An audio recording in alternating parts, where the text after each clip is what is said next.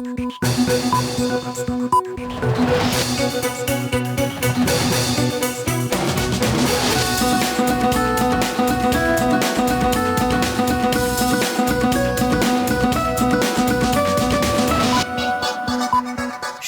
স্বাগত মাছরাঙা সংবাদে। আপনাদের সঙ্গে আছি আমি নাবিলা ফেরদৌস। নভেম্বরে গণভোট, জুলাই সনদের ভিত্তিতে আগামী জাতীয় নির্বাচন, ভোটের আগে অবৈধ অস্ত্র উদ্ধার অভিযান সহ 5 দফা দাবি আদায়ে পথ সমাবেশ করেছে জামায়াত ইসলামী সহ 8টি রাজনৈতিক দল। পরে নির্বাচন কমিশনে 5 দফা দাবির স্মারকলিপি জমা দেয় তারা। আগারগাঁওয়ে সকাল 11টায় সমমনা ও শরিক দলকে সঙ্গে নিয়ে আগারগাঁওয়ে মেট্রো স্টেশনের নিচে সংক্ষিপ্ত সমাবেশ করে জামায়াত ইসলামী। জুলাই সনদ দ্রুত বাস্তবায়নে নভেম্বরে গণভোট আয়োজনের দাবি করে তারা। সুষ্ঠু ভোটের স্বার্থে ইতোপূর্বে কমিশনকে দেওয়া 18 দফা সুপারিশ বাস্তবায়নেরও দাবি জানায় দলগুলো। সমাবেশ শেষে নির্বাচন ভবনে গিয়ে স্মারকলিপি জমা দেয় বিভিন্ন দলের প্রতিনিধিরা। এছাড়া আসন্ন ত্রয়োদশ জাতীয় সংসদ নির্বাচনকে সামনে রেখে দুপুরে বিভিন্ন মন্ত্রণালয় ও বিভাগের প্রাক প্রস্তুতিমূলক বৈঠকে বসবে নির্বাচন কমিশন। জুলাই আন্দোলনে সাভারের আশুলিয়ায় 6 মরদেহ পোড়ানো সহ 7 জনকে হত্যার দায়ে মানবতা বিরোধী অপরাধের মামলার সাবেক এমপি সাইফুল ইসলাম সহ 16 জনের বিরুদ্ধে 16তম দিনের সাক্ষ্য গ্রহণ শুরু হয়েছে। ট্রাইব্যুনাল 2-এর চেয়ারম্যান বিচারপতি নজরুল ইসলাম চৌধুরীর নেতৃত্বাধীন 3 সদস্যের বিচারিক প্যানেলে 21তম সাক্ষীর সাক্ষ্য গ্রহণ হচ্ছে। সাক্ষ্য দিচ্ছেন 5 আগস্ট আশুলিয়ার পুলিশের গুলিতে আহত মোহাম্মদ সানি মৃধা সোহান। মামলার মোট 16 জন আসামির মধ্যে 8 জনকে গ্রেফতার করা হয়েছে, বাকিরা পলাতক রয়েছে। আসামিদের মধ্যে আশুলিয়া থানার সাবেক এসআই শেখ আফজালুল হক ট্রাইব্যুনালে দোষ স্বীকার করে রাজসাক্ষী হয়েছেন। সকালে গ্রেফতার থাকা 7 আসামিকে ট্রাইব্যুনালে হাজির করা হয়। দর্শক, প্রকল্প গ্রহণের প্রায় 14 বছর পর চালু হতে চলেছে খুলনা আধুনিক ও নতুন কারাগার। প্রথম ধাপে 1 নভেম্বর খুলনা জেলা কারাগারের 100 বন্দী স্থানান্তরের মধ্য দিয়ে শুরু হচ্ছে এই জেলা কারাগারের কার্যক্রম।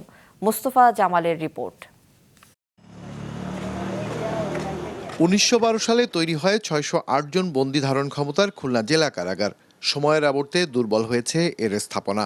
অধিকাংশ সময়ই ধারণ ক্ষমতার দ্বিগুণের বেশি বন্দী থাকে সেখানে।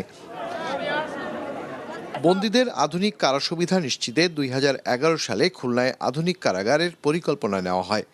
2 দফা সংশোধন আর 8 দফা সময় বাড়িয়ে 288 কোটি টাকা ব্যয়ে সিটি বাইপাস সড়কের পাশে 30 একর জমিতে নির্মাণ হয়েছে এটি। প্রকল্পটি শুরু হয়েছে 2011 সাল থেকে। কাজটি ডিপিপির অঙ্গ অনুযায়ী সুসম্পন্ন করতে 2024 জুন লেগে যায়। নতুন জেলখানার 64টা ছোট বড় 64টা ভবনেরই কাজ সম্পন্ন এবং জেল কর্তৃপক্ষকে আমরা ইতিমধ্যে বুঝিয়ে দিয়েছি। কারাবন্দীরা নতুন কারাগারে সুযোগ সুবিধা পাবে নিজেদের সংশোধনের আরও সুযোগ, বলছে কারা কর্তৃপক্ষ। লাইব্রেরির সুবিধা আছে, মহিলাদের আলাদা হসপিটালের সুবিধা আছে, ডে কেয়ার সেন্টার আছে, বাচ্চাদের খেলাধুলার ব্যবস্থা আছে, ডিভিশনের জন্য আলাদা ব্যবস্থা আছে, কিশোরীদের জন্য আলাদা ব্যবস্থা, মহিলা ডিভিশনের জন্য আলাদা ব্যবস্থা। নতুন কারাগার চালু হলেই বন্ধ হচ্ছে না খুলনার 113 বছরের পুরনো কারাগার। 2টি কারাগারই চালু রাখার সিদ্ধান্ত রয়েছে কর্তৃপক্ষের। কারাগার 2টোতে ব্যবহৃত হবে। মেট্রো আসামিগুলা আপনার পুরাতন কারাগারে থাকবে, আর বাকি জেলার আসামিগুলা এবং সাজাপ্রাপ্ত বন্দীগুলা নতুন কারাগারে থাকবে। বর্তমানে 2000 বন্দী ধারণ ক্ষমতার নতুন কারাগার সম্পূর্ণরূপে চালু করতে 600 কারারক্ষীর চাহিদা পাঠানো হয়েছে। মোস্তফা জামাল, মাছরাঙা সংবাদ, খুলনা। মাছরাঙা টেলিভিশনের মৌলভীবাজার জেলা রিপোর্টার ও মৌলভীবাজার টেলিভিশন সাংবাদিকদের সংগঠন ইলেকট্রনিক মিডিয়ার জার্নালিস্ট অ্যাসোসিয়েশনের সভাপতি ফেরদৌস আহমেদ তমাল মারা গেছেন। ভোর 4টায় স্থানীয় একটি হাসপাতালে চিকিৎসাধীন অবস্থায় শেষ নিঃশ্বাস ত্যাগ করেন তিনি। দীর্ঘদিন ধরে ক্যান্সারে ভুগছিলেন তিনি। সাংবাদিকতার পাশাপাশি সঙ্গীতাঙ্গনেও ছিল তার পদচারণা। তার মৃত্যুতে সাংবাদিক মহলে নেমে এসেছে শোকের ছায়া। সহকর্মীরা জানান, তিনি ছিলেন সদা হাস্যোজ্জ্বল ও সহজ সরল মানুষ। বাদ জোহর হজরত সৈয়দ শাহ মুস্তফা দরগা প্রাঙ্গণে জানাজা শেষে সেখানে গোরস্থানে তাকে দাফন করা হবে বলে জানিয়েছে তার পরিবার। গোপালগঞ্জ থেকে রাজধানী পর্যন্ত সরাসরি রেল যোগাযোগ চালুর দাবি উঠেছে সাধারণ যাত্রী, শিক্ষার্থী ও স্থানীয়দের মধ্যে। এরই মধ্যে রেলওয়ে কর্তৃপক্ষকে চিঠি দিয়েছে প্রশাসন। গোপালগঞ্জ রিপোর্টার সাবেত আহমেদের পাঠানো তথ্য ছবিতে ডেস্ক রিপোর্ট। পদ্মায় রেল সেতু চালু হওয়ার পর দক্ষিণ পশ্চিমাঞ্চলের বিভিন্ন জেলা থেকে প্রতিদিনই রাজধানীমুখী ট্রেন চলাচল করছে কাশিয়ানী জংশন হয়ে। কিন্তু গোপালগঞ্জ জেলা সদরের গোবরা স্টেশন থেকে কোনো ট্রেন ঢাকায় চলাচল করে না। এতে রেল সেবা থেকে বঞ্চিত হচ্ছে গোপালগঞ্জ সদর, কোটালীপাড়া, টুঙ্গিপাড়া সহ আশেপাশের জেলার সাধারণ মানুষ। সম্প্রতি সরাসরি ট্রেন চালুর দাবি নিয়ে গোপালগঞ্জ রেল স্টেশনে মানববন্ধন করেছেন স্থানীয়রা। বর্তমানে গোপালগঞ্জ থেকে রাজশাহী রুটে একটি মাত্র ট্রেন চলাচল করছে। যাত্রীদের দাবি ঢাকা পর্যন্ত সরাসরি ট্রেন চালু হলে শিক্ষার্থী, রোগী ও কর্মজীবী মানুষের জন্য এটি হবে ঝুঁকি, সময় ও অর্থ সাশ্রয়ের কার্যকর সমাধান। এতে রাজস্বও বাড়বে সরকারের। আমাদের ট্রেন ব্যবস্থার জন্য ট্রেন লাইন আছে, কিন্তু আমাদের কোনো ঢাকা যাওয়ার জন্য কোনো ট্রেন চলাচলের কোনো ব্যবস্থা নাই। বাসে আমাদের অনেক সময় অনেক ঝুঁকির মুখোমুখি হতে হয়, অনেক দুর্ঘটনার মুখোমুখি হই আমরা। নিরাপদ সড়ক এটা হলো রেলওয়ে, এজন্য আমরা ডাইরেক্ট রেলে ঢাকা যেতে চাই। গোপালগঞ্জ থেকে একবারে ঢাকা হলে ভালো হয় আমাদের জন্য, কারণ এখানে অনেক রাস্তা ঘুরে যেতে এবং দেরি হয় অনেক। ঢাকায় সরাসরি যাত্রীবাহী ট্রেন চালুর বিষয়টি গুরুত্ব সহকারে বিবেচনার জন্য রেলপথ মন্ত্রণালয়ে প্রস্তাব পাঠানো হয়েছে বলে জানিয়েছেন জেলা প্রশাসক। সকালে একটি এবং সন্ধ্যায় একটি, দুটি ট্রেনের বিষয়ে সেখানে পত্রে উল্লেখ করেছি। এই ট্রেনটি যদি চালু হয়, সুতরাং এখানে শুধু গোপালগঞ্জবাসী নয়, আশেপাশের 3টি জেলার জনসমষ্টির আকুল প্রাণের দাবিটি, এই ট্রেনটি চালু হলে সকলে উপকৃত হবে। দ্রুত সদর থেকে সরাসরি ঢাকাগামী ট্রেন চালুর দাবি গোপালগঞ্জবাসীর। মাছরাঙা, নিউজ ডেস্ক। ঢাকায় চলছে দেশের মেরিটাইম ও অফশোর শিল্পের এক ব্যতিক্রমী প্রদর্শনী। সকালে বসুন্ধরা কনভেনশন হলে প্রদর্শনীর উদ্বোধনী অনুষ্ঠানের আয়োজন করে সেভার ইন্টারন্যাশনাল লিমিটেড। প্রদর্শনীতে অংশ নেয় এই শিল্পের সংশ্লিষ্টরা। বক্তব্যে উদ্যোক্তা ও শিল্প সংশ্লিষ্টরা বলেন, এই প্রদর্শনী বাংলাদেশের সাথে বিদেশি রাষ্ট্রগুলোর বিনিয়োগ, প্রযুক্তি ও বাণিজ্য উন্নয়নে গুরুত্বপূর্ণ ভূমিকা রাখবে।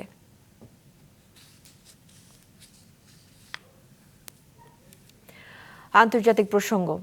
চীনা পণ্যের ওপর পাল্টা শুল্ক 57 থেকে কমিয়ে 47% নির্ধারণের ঘোষণা দিয়েছেন যুক্তরাষ্ট্রের প্রেসিডেন্ট ডোনাল্ড ট্রাম্প। সকালে দক্ষিণ কোরিয়ার বুসানে চীনা প্রেসিডেন্ট শি জিনপিং এর সাথে বৈঠকের পর এই ঘোষণা দেন তিনি। Desk report. দক্ষিণ কোরিয়ার বন্দরনগরী বুসানে অনুষ্ঠিত হল শি জিনপিং ও ট্রাম্পের বৈঠক। এই বৈঠক ঘিরে আন্তর্জাতিক অঙ্গনে ছিল তীব্র আগ্রহ। বৈঠকে দুই দেশ বাণিজ্য ইস্যুতে অগ্রগতি আনার চেষ্টা করেছে। চীনের উপর পাল্টা শুল্ক 10% কমানোর ঘোষণা দিয়েছেন ট্রাম্প। ফলে শুল্ক হার 57% থেকে কমে দাঁড়াবে 47%। Some discussions. I think we've already agreed to a lot of things and we'll agree to some more right now. এদিকে বৈঠকে শি জিনপিং বলেছেন, চীন ও যুক্তরাষ্ট্র বড় দেশ হিসাবে একসঙ্গে কাজ করতে পারে। তিনি বলেন, প্রতিযোগিতা নয়, সহযোগিতায় হতে হবে ভবিষ্যতের পথ। বৈঠকে দুই পরাশক্তির সম্পর্কের ক্ষেত্রে নতুন অধ্যায় খুলতে পারে বলে মনে করছেন বিশ্লেষকরা। শুল্ক হ্রাস, প্রযুক্তিতে সহযোগিতা আর পরমাণু সিদ্ধান্ত, সব মিলিয়ে এটি বিশ্ব রাজনীতিতে বড় পরিবর্তনে ইঙ্গিত দিচ্ছে। বৈঠক শেষে ট্রাম্প ওয়াশিংটনের উদ্দেশ্যে বুসান ত্যাগ করেন। এদিকে বৈঠক শুরুর আগেই ট্রাম্প যুক্তরাষ্ট্রের যুদ্ধ বিভাগকে পরমাণু কর্মসূচি পুনরায় শুরুর নির্দেশ দেন। এতে বিশ্বজুড়ে দেখা দিয়েছে উদ্বেগ। ট্রাম্পের দাবি, রাশিয়া ও চীনের মতো প্রতিদ্বন্দ্বী দেশগুলোর সঙ্গে তাল মিলিয়ে চলতে তার এই সিদ্ধান্ত। বিশ্লেষকরা বলছেন, এতে করে নতুন অস্ত্র প্রতিযোগিতা শুরু হতে পারে। আসিফ আল আমিন, মাছরাঙা, নিউজ ডেস্ক। খেলার খবর। মেয়েদের ওয়ানডে বিশ্বকাপে ইংল্যান্ডকে হারিয়ে প্রথমবারের মতো ফাইনালে উঠেছে দক্ষিণ আফ্রিকা। এদিকে দ্বিতীয় সেমিতে বিকেল 3:30টায় মুখোমুখি হবে ভারত ও অস্ট্রেলিয়া। লিগ পর্বে ভারতের 331 রানের টার্গেট টপকে ম্যাচ জেতে বর্তমান চ্যাম্পিয়নরা। সেই ম্যাচের সেঞ্চুরিয়ান এলিসা হিলি চোটের কারণে খেলতে পারেননি শেষ দুই ম্যাচ। সেমিফাইনালের মতো গুরুত্বপূর্ণ ম্যাচেও তার খেলা নিয়ে অনিশ্চয়তা রয়েছে। প্রতিপক্ষ স্বাগতিক ভারত বেশ চাপে রয়েছে। আসলে নিউজিল্যান্ড ছাড়া এশিয়ার বাইরের কোনো দলকে হারাতে পারেনি তারা। ইনফর্ম ওপেনার প্রতিকা রাওয়ালও চোটের কারণে ছিটকে গেছেন। তার বদলে দলে আসা শেফালি ভার্মা ওপেন করবেন স্মৃতি মান্থানার সঙ্গে।